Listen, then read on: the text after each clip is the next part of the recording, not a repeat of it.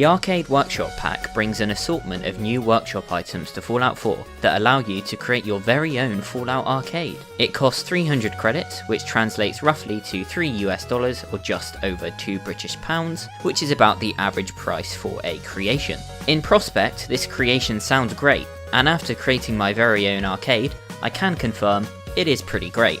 But before I give it an overall score out of 5, let's talk about what you get. There is no quest to get the new arcade cabinets. Unlike the coffee and donuts pack, the items are just added straight into your workshop. You get 3 new floors, a red floor, a blue floor, and a multicolored patterned floor, 2 new stools, 1 lava red, 1 lime green. You also get 4 new paintings based on the Fallout comic books, 2 new lamps, again in lava red and lime green. You get 3 really cool projection lights, a Pitfall hero projection, a Red Menace projection, and a Zeta Invaders projection. These projections are adjustable so that you can put them wherever you want, except the ceiling, and you can make them whatever size you want them, which is great. Then you have the main attraction, the arcade cabinets themselves. There are 6 different games, and all 6 of these games are available in 3 different styles of arcade cabinet, so there are 18 cabinets in total and 6 games. All of the cabinets feature really nice looking art on the sides and just generally look really cool. There are cabinets for all 6 of the games that you can find in Fallout 4, which are Atomic Command, Automatron, Grognak the Barbarian and the Ruby Ruins, Pitfall, Red Menace, and Zeta Invaders.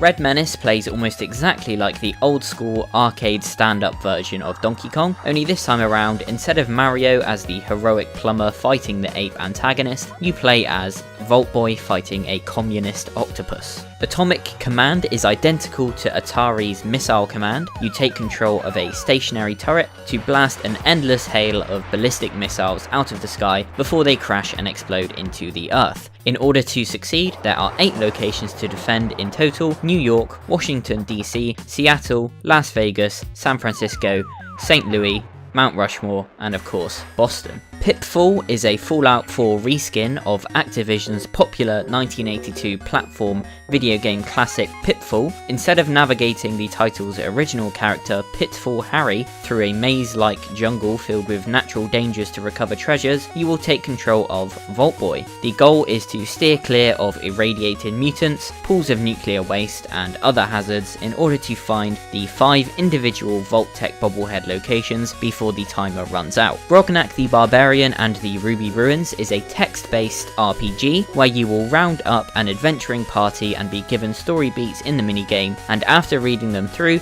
decisions will need to be made using a menu to determine what happens next in the narrative for the hero. Zeta Invaders is based on the alien spaceship arcade shooter Space Invaders, where you will pilot a jet to rack up points by blasting wave after wave of ever-advancing extraterrestrials in the sky. Automatron closely resembles the arcade classic Robotron 2084. The objective is to kill all the robots on screen with the exception of the Sentry Bot, while saving humans for extra points. Each level adds more and more robots, ending when the player runs out of lives. You don't actually need the Automatron DLC to be able to use the Automatron cabinet, even though you do need it to get the game holotape, because you don't need to actually find the holotapes to be able to craft the cabinets. You just need some rubber, copper, circuitry, wood and glass, which is great because you don't have to scavenge the wasteland to find the original games to be able to build the cabinets. All of this stuff combined with the other workshop creations and the vanilla and DLC workshop items, you can create a pretty convincing arcade for your settlers, or if you're a lone wanderer, just for you.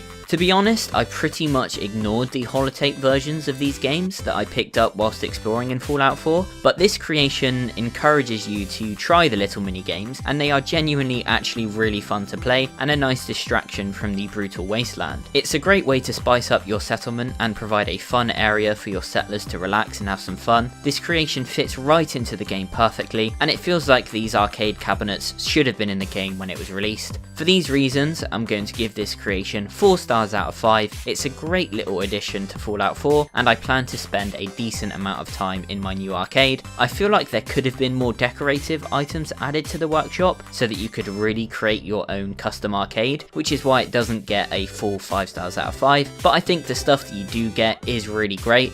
which is why it gets the next best rating. That will take us to the end of this video. I do hope you enjoyed it or found it helpful in some way. If you did, please leave a like and hit subscribe and click the notifications bell button next to the subscribe button to be notified every time I upload a new video. I'm so close to 1,000 subscribers, it hurts. Please help me on my way to 1,000 subscribers. I would really appreciate it. I'll see you in the next video. Good luck out there in the wasteland.